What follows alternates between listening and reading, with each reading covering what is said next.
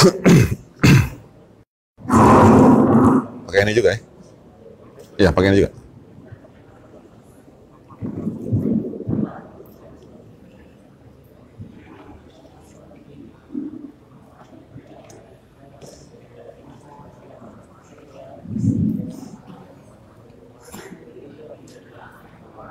Assalamualaikum warahmatullahi wabarakatuh.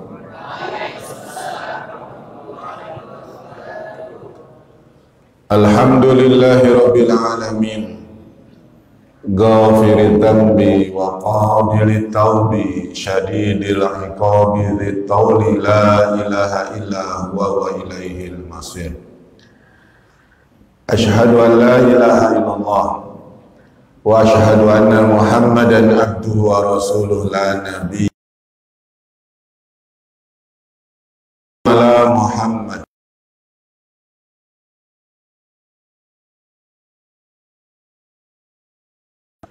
wa barik ala Muhammad fil alamina innaka hamidum.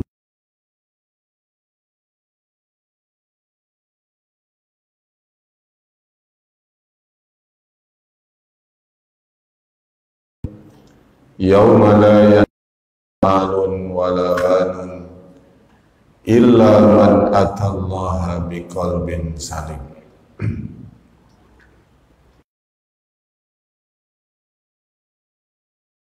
Salam ala inna fil jasadi mudghah idza saluhat saluhal jasadu kulluhu fa idza fasadat wasadal jasadu kulluhu ala wa hiya qalbi.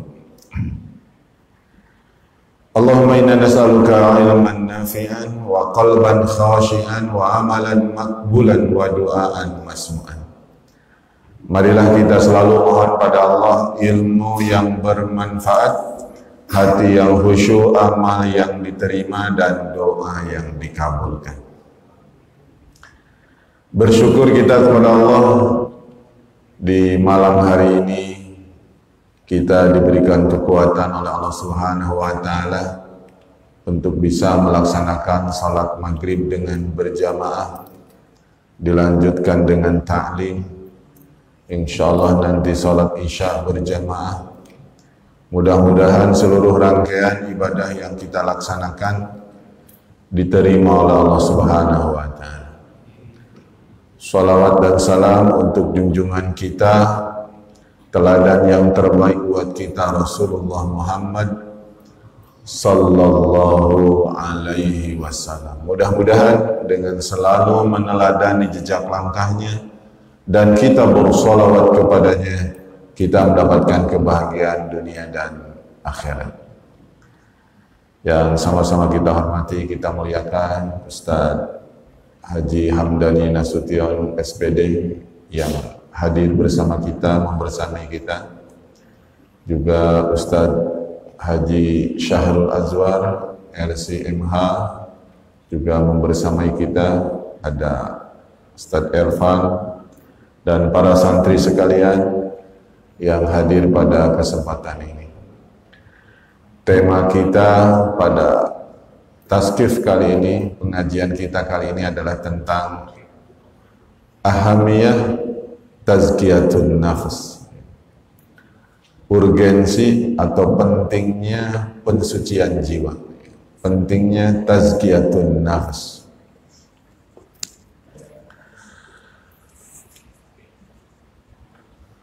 Kesucian jiwa adalah bekalan utama untuk menghadap Allah Subhanahu.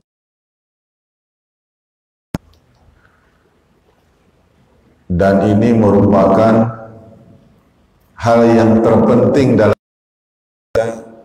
ketika kita nanti menghadap Allah Subhanahu wa Ta'ala. Ini sudah sering kita dengar dalam surat Asy-Syu'ara ayat 88-89.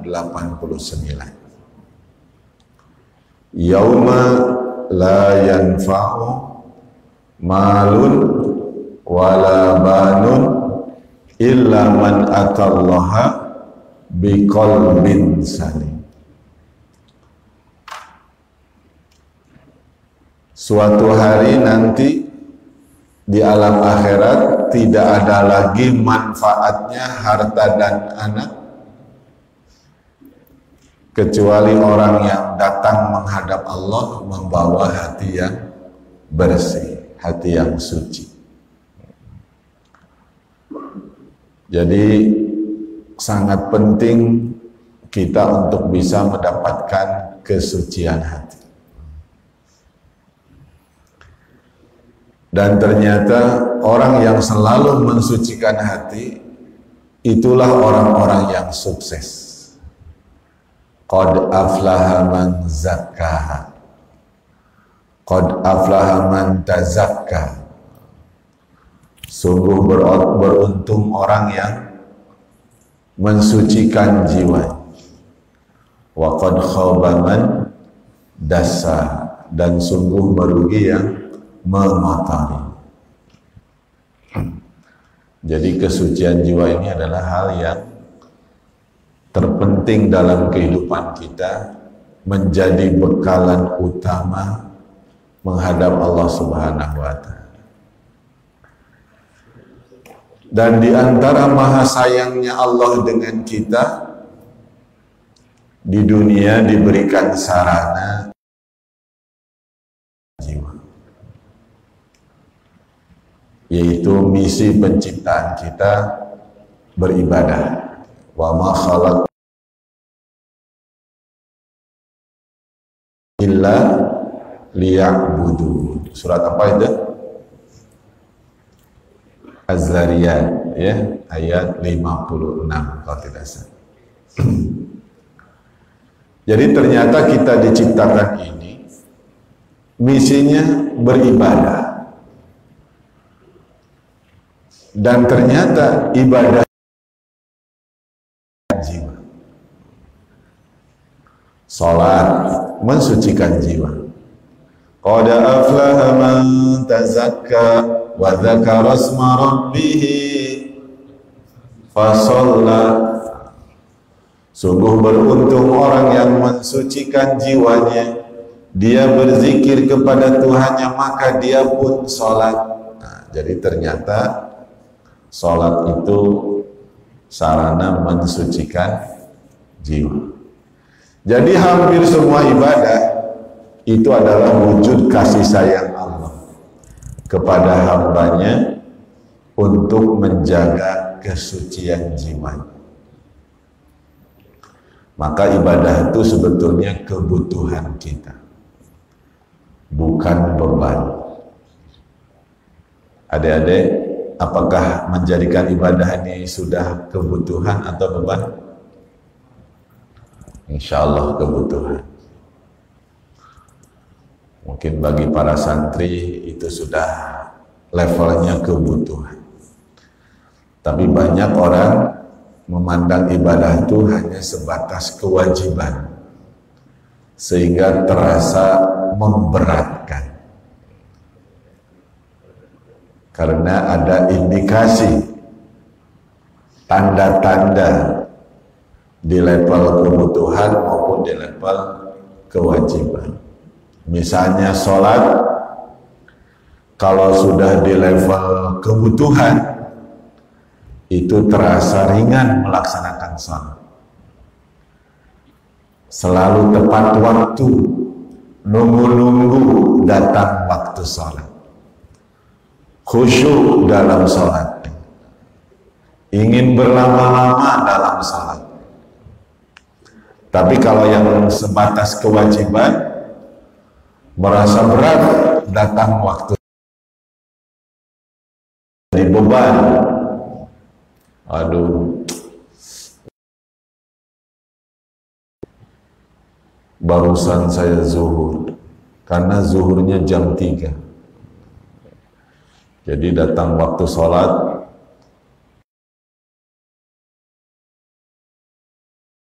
udah maghrib lagi.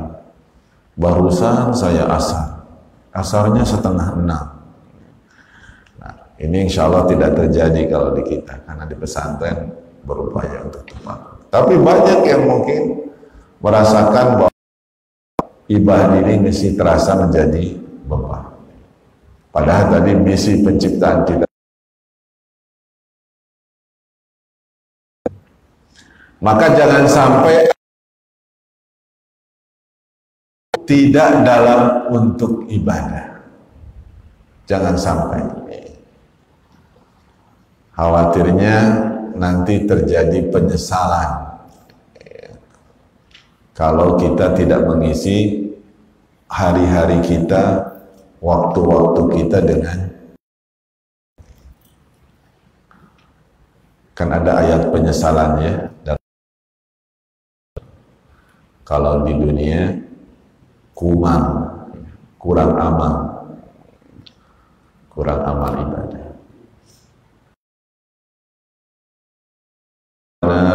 Absarna wa sami'na farji'na na'mal salih.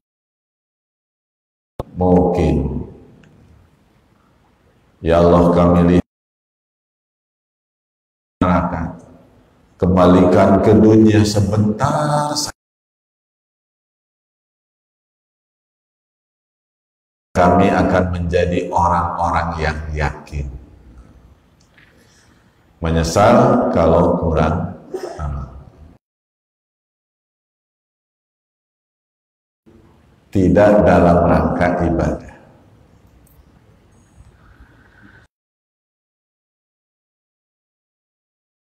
Kalau kita lupa ibadah, kalau kita lupa zikrullah, maka adalah syaitan.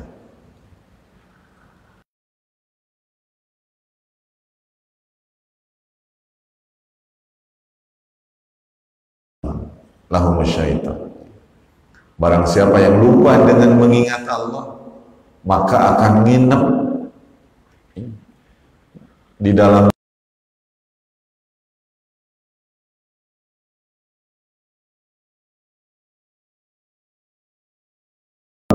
zikrullah. Insyaallah kita para ahlul Quran ini selalu ingat dengan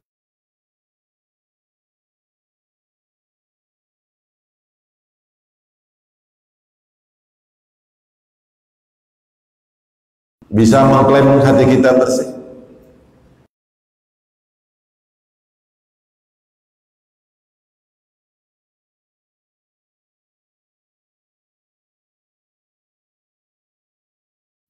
Sekarang kita bahas dulu kita kotor, masih kotor. Pertama,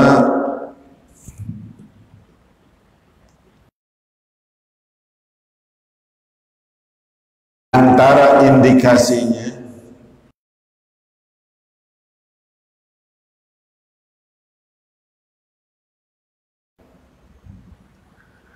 lemah ketaatan dan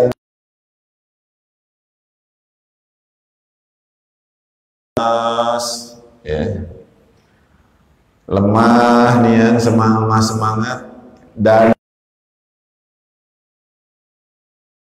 dalam ketaatan. Nah, ini diantara tanda hati kita lagi kotor.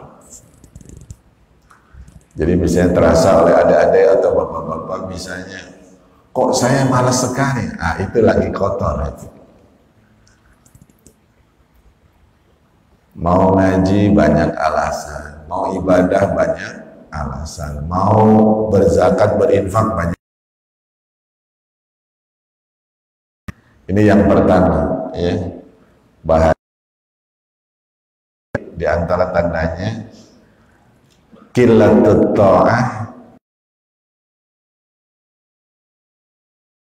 lemahnya dalam ketaatan dan ibadah. Jadi kalau sudah ada perasaan itu, segera beristighfar, ya, segera mohon ampun. Ya. Kalau kita melemah ibadah kita, melemah ketaatan kita, Termasuk melemah mungkin menghafal kita. Kalau kita lagi melemah menghafal kita, ini diantara tanda lagi kotor, lagi gampang kepada ibadah itu malas. Bahkan mungkin ngapal juga. Ini yang pertama. Kemudian yang kedua, ad-dha'fu amamal munkarat wal ma'asi.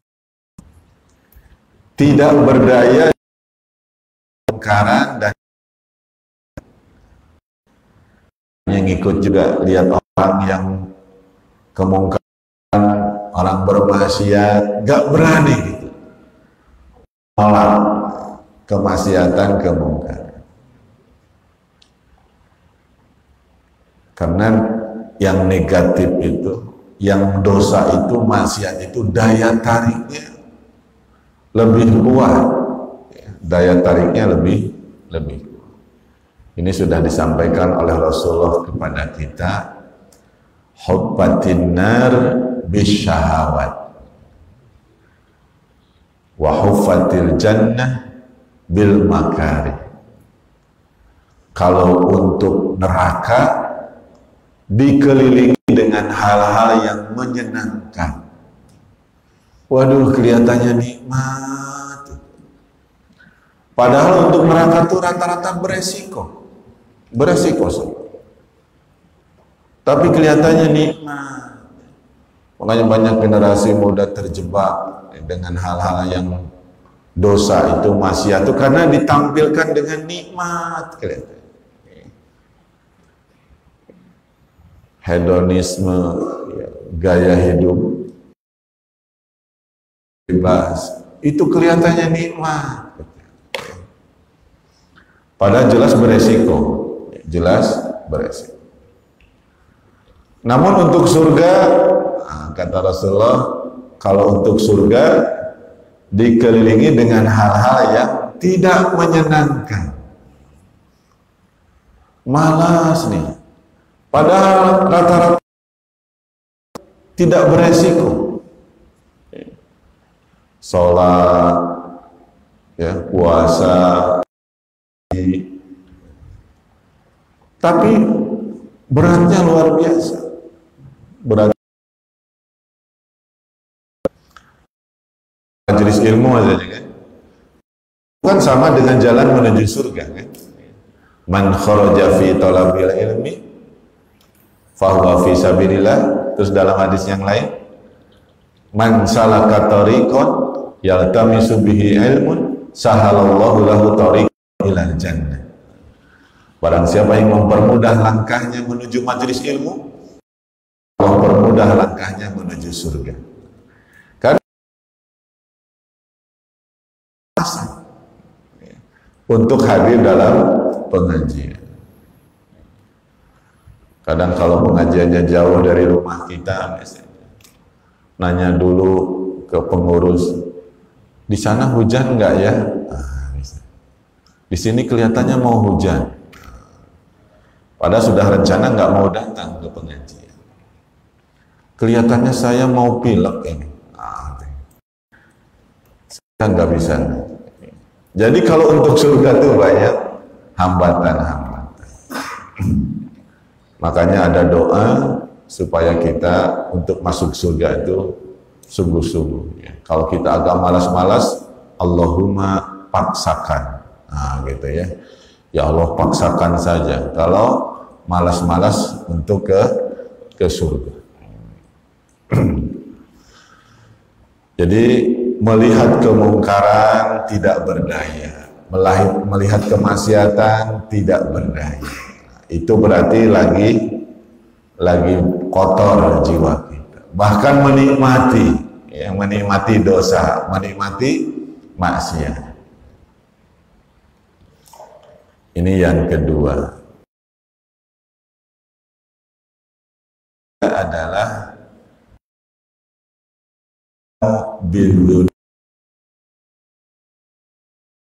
bidzunub, menganggap remeh dosa, menganggap remeh kesal. Ah, cuma nggak apa. Kan Allah Maha Pengampun. Kalau generasi terdahulu terhadap dosa kecil itu seperti gunung di atas kepalanya.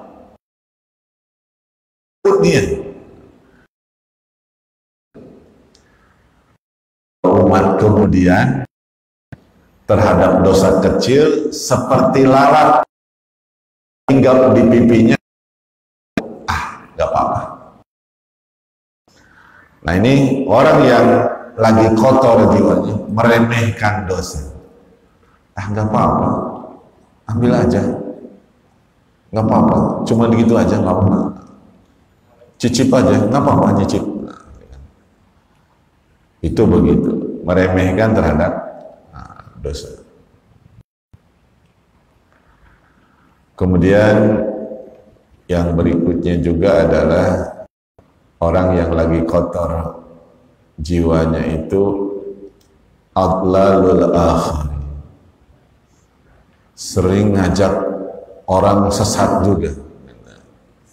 Artinya mengajak orang lain untuk ikut tersesat juga, menyesatkan orang lain, berupaya merayu orang lain supaya ikut kotor juga. Samalah kalau adik-adik tahu belatung, pernah dengar belatung? Belatung tuh hidupnya di comberan, gitu ya. Belatung tuh hidup di comberan, dan makanannya itu adalah comberan, kotor, butak. Kalau ada air bersih, marah dia, gak ada makanannya lagi. Jadi kalau orang sudah terlanjur kotor, kalau ada orang-orang yang bersih hidupnya, misalnya kan, itu akan marah, gak ada makanannya lagi, gak ada makanannya. Makanya usahakan disingkirkan kalau ada orang-orang yang bersih, yang taat, yang gitu, mengganggu kekotoran. Nah, kalau ternyata ada gejala-gejala seperti itu, maka kita diberikan sarana untuk mensucikan jiwa kita. Yang pertama sarananya adalah dengan tilawatil Quran. Jadi ternyata tilawah Quran itu untuk membersihkan jiwa juga. Bahkan bisa menjadi syafaat nanti kalau ternyata ya, kita bermasalah di alam akhirat karena kekotoran jiwa kita belum terbersihkan. Nanti Al-Quran akan datang membela kita. Kalau di dunia kita rajin membaca. Saya yakin adik-adik yang sudah Iqra'ul Qur'an innahu qiyamah syafi'an li ashabi. Bacalah Quran karena nanti di hari kiamat menjadi pembela bagi ahlinya, bagi yang senantiasa berinteraksi. Kemudian yang kedua, setelah membaca, menghafalnya, ini juga makanan harian kita, menghafalnya. Orang pilihan, tidak semua menjadi orang yang mampu menghafal Quran.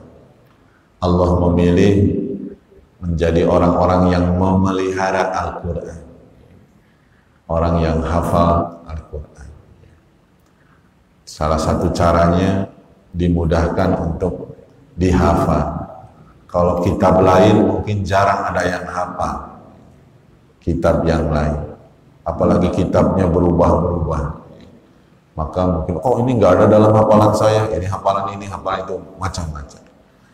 Kalau Al-Quran dari sejak diturunkannya secara dikitabkan, dibukukan, tidak pernah berubah. Makanya hafalannya tetap. Kemudian untuk menambah sarana kita pensucian juga adalah membaca sirah nabawiyah, sirah sahabat, perjalanan Nabi, perjalanan sahabat, perjalanan orang-orang terdahulu, bagaimana meraih kesucian. Dan juga tokoh-tokoh yang lain.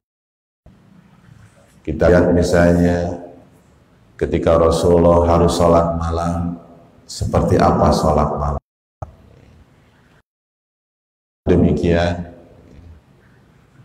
itu sarana mensucikan jiwa. Dan ada sahabat, kalau kita lihat dalam sirah, unggulan-unggulan ibadah. Ada yang unggulannya qiyamul lail, ada yang unggulannya puasa sunnah. Kalau Abdullah bin Mas'ud unggulannya diantaranya adalah qiyamul lail, dimana kalau beliau qiyamul lail bisa tamat Al-Quran dalam qiyamul lailnya, dalam semalam. Makanya beliau kurang puasa sunnahnya.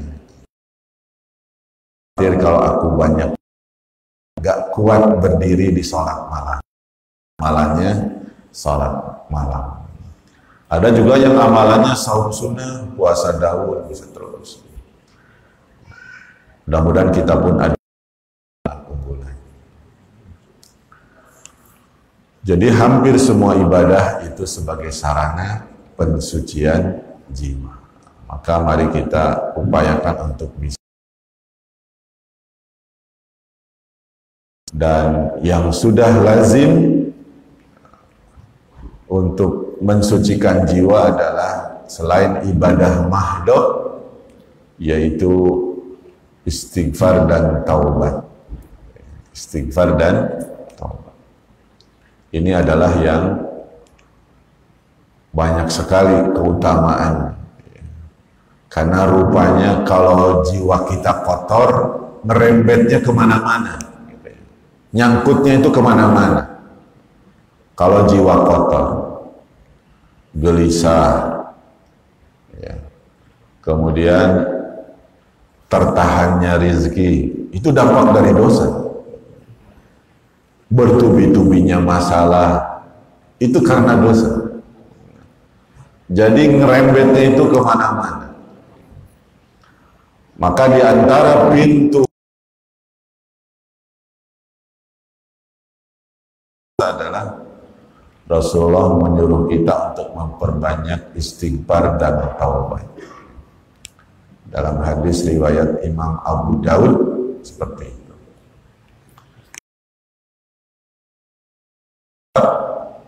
Ja'alallahu lahu doyikin makhrajan wa min kulli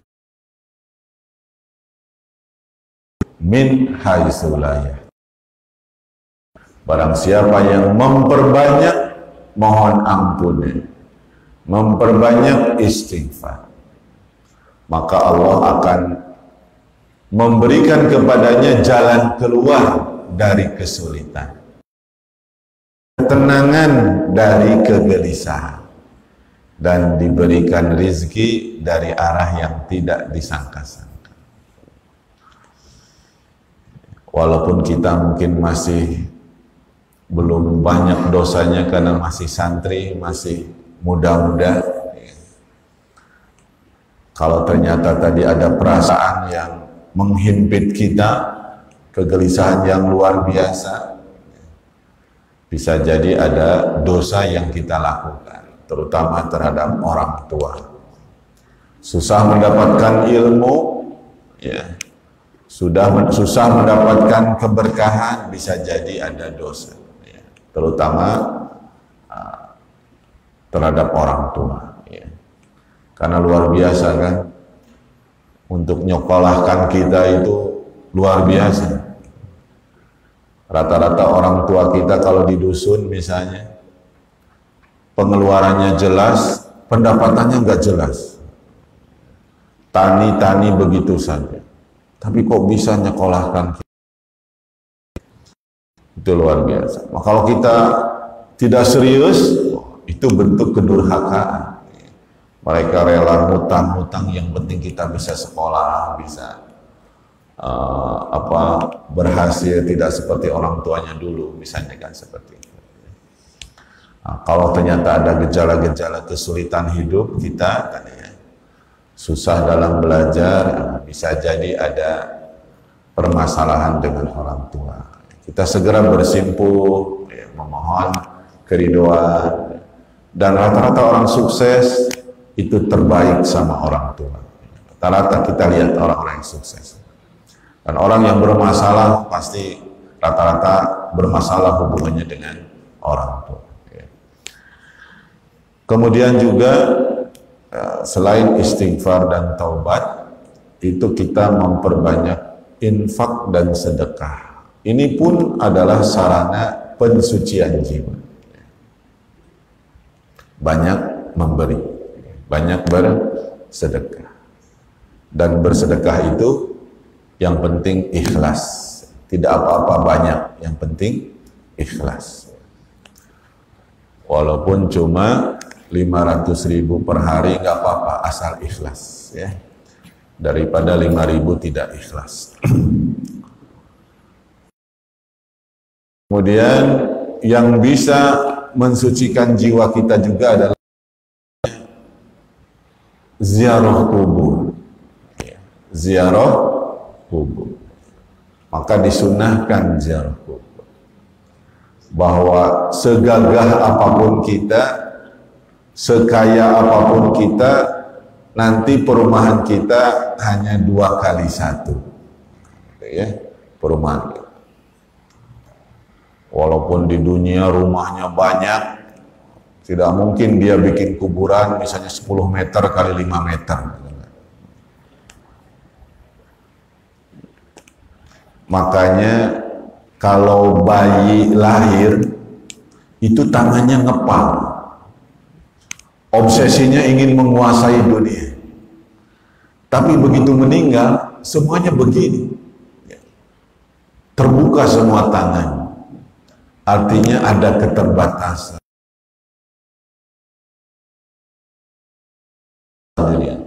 Jarang ada orang meninggal ngepal, jangan ada, gitu ya. Nggak ada. Semuanya begini. Ini menjadi pelajaran bagi kita. Ya. Zikrul maut. Maka kata Rasulullah gimana? Kafa bil maut wa'izun. Cukuplah dalam kematian itu ada pelajaran bagi pelajaran. Tadinya gagah hebatnya, tiba-tiba kita kalau harus menghadapi dalam keadaan berserah diri karena selalu mengingat kematian. Dan di dalam ziarah kubur, kita bukan minta ke kuburan. Kadang ada juga yang salah. Ke dalam kubur tapi minta duit, minta rezeki. Itu bukan ke kuburan. Ziarah kubur tapi lebih kepada mengingat kita bahwa suatu saat kita pun akan menuju ke sana. Dan saya yakin sejahat apapun orang, sekafir apapun orang, yakin kalau dirinya akan mati. Tidak ada yang tidak yakin, semuanya. Atau istilahnya si matupang kalau kata Pak Hamdan. Siap mati tunggu panggilan. Nah ini yang harus kita siapkan. Makanya itu yang selalu disampaikan oleh para khotib ya. Jadi bukan masalah matinya, tapi dalam kondisi apa kita mati. Dan ada kata hikmah para ulama bahwa orang akan dimatikan sesuai dengan hobi. Kalau hobinya baca Quran, berpeluang besar meninggalnya ketika baca Quran. Kalau hobinya mancing, meninggalnya ketika mancing. Kalau hobinya judi, berpeluang meninggalnya ketika judi. Kalau hobinya zina, berpeluang besar meninggalnya dalam kondisi berzina. Kita kemarin ini kan dikasih pelajaran oleh Allah, orang yang rajin ibadah ternyata lagi khutbah meninggal, lagi sholat sujud meninggal.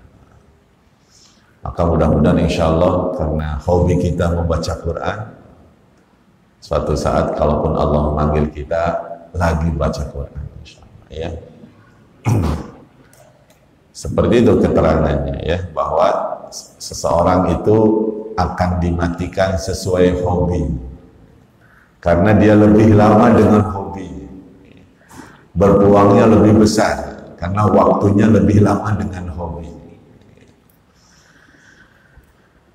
Bapak dan sekalian yang dirahmati Allah Subhanahu wa taala, inilah mungkin pada kesempatan ini betapa pentingnya tadi kita selalu mensucikan jiwa kita, karena inilah bekalan utama kita menghadap Allah Subhanahu wa taala. Sibukkan kita dengan ibadah, sibukkan kita dengan zikrullah, sibukkan kita dengan sesuatu yang mendekatkan diri kepada Allah, sehingga ketika menghadap Allah Subhanahu wa taala kita dipanggil dengan panggilan yang sangat mesra.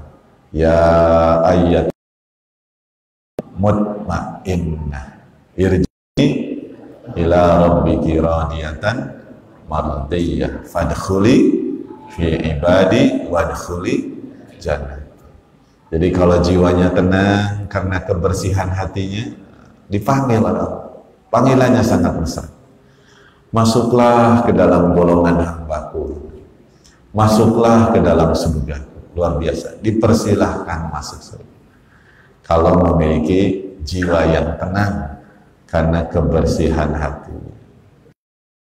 Bapak, adik-adik yang dirahmati Allah Subhanahu wa taala, jadi ini pada kesempatan yang singkat ini bagaimana kita berupaya meraih kesucian jiwa atau tazkiyatun nafas, dan inti dari ibadah itu adalah tazkiyatun nafas.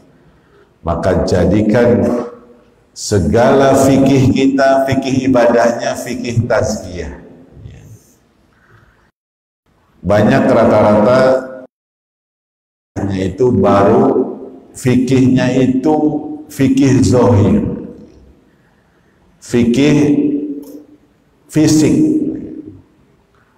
Misalnya ketika kita berwudu, bagi yang fikihnya sudah sampai pada fikih tazkiyah, maka akan merasakan ketika aliran air wudu itu melewati wajahnya, maka dia berharap berguguran dosa-dosa yang dilakukan oleh wajah.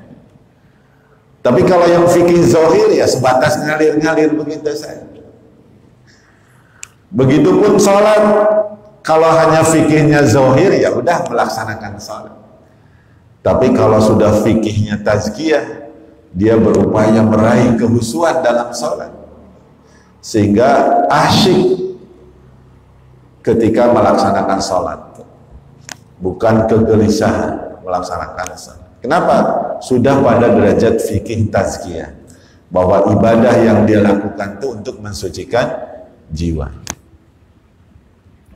Kalau yang fikih zohir itu ibadah sebatas seremonial, rutinitas, yang penting sudah dilaksanakan.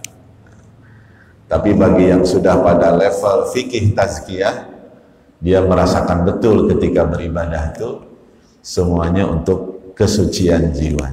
Ketika dia berzakat, ketika dia puasa, ketika dia berhaji, itu merasakan. Nah, mari kita tingkatkan level fikih kita, bukan pada fikih zohir saja, tapi pada level tazkiyah, di mana itu kunci kesuksesan kita, ya, bisa menjadi bekalan menghadap Allah Subhanahu wa taala.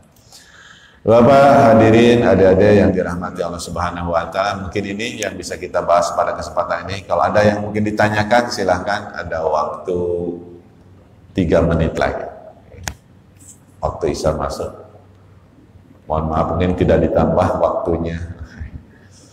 Ada ngisi maulid di Rawamangun. Ada, silakan.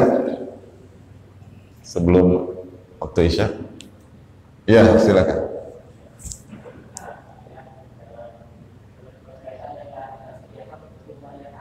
Ya.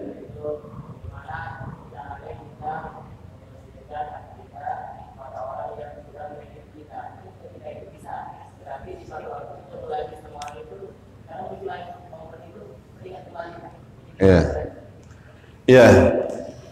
Yang pertama, kita memperbanyak berta'awuz dengan beristighfar, ya. Kalau ada mungkin kita tadi luka lama, ya, luka lama itu terusik lagi, ya, melihat orang yang pernah menyakiti kita. Jangan diikuti bisikan itu, ya, bisikan untuk membenci kembali orang atau tidak memaafkan orang yang sudah menyakiti kita. Karena memang yang berbahaya itu bisikan, kan gitu. Kita lihat ketika berbicara masalah kejahatan makhluk, Allah hanya melampirkan satu sifatnya. Qul a'udzu birabbil falaq min syarri ma khalaq. Jadi hanya Rabbul Falaq. Tapi kalau terkait dengan bisikan setan, ya, itu Allah melampirkan di awal 3 sifatnya dengan lengkap. Qul a'udzu birabbin nas, malikin nas, ilahin nas. Ya, Rabbnya manusia, ilahnya manusia, maliknya manusia. Dari apa? Min syarril waswas al-khannas. Dari kejahatan bisikan setan kalangan jin dan setan kalangan manusia. Nah, jadi ketika ada bisikan kita untuk membenci, segeralah a'udzubillahi minasyaitonirrajim, kemudian beristighfar, insya Allah akan melunak, ya, atau membersihkan hati kita lagi insya Allah dengan ungkapan itu. Jadi jangan diikuti kalau ada bisikan, dosa dulu, kurang ajarnya dulu. Nah, ada kan? Segeralah bertawuz, ya, segeralah beristighfar. Karena waktu Isya sudah masuk, ya, mohon maaf kalau ternyata tidak panjang lebar karena waktunya sudah habis. Insya Allah di lain kesempatan kita bisa bersilaturahmi lagi, bertausiah lagi tentang tazkiyatun nafs dalam kajian yang lainnya. Ada salah dan kurang mohon maaf. Wabillahi taufiq wa hidayah. Assalamualaikum warahmatullahi wabarakatuh.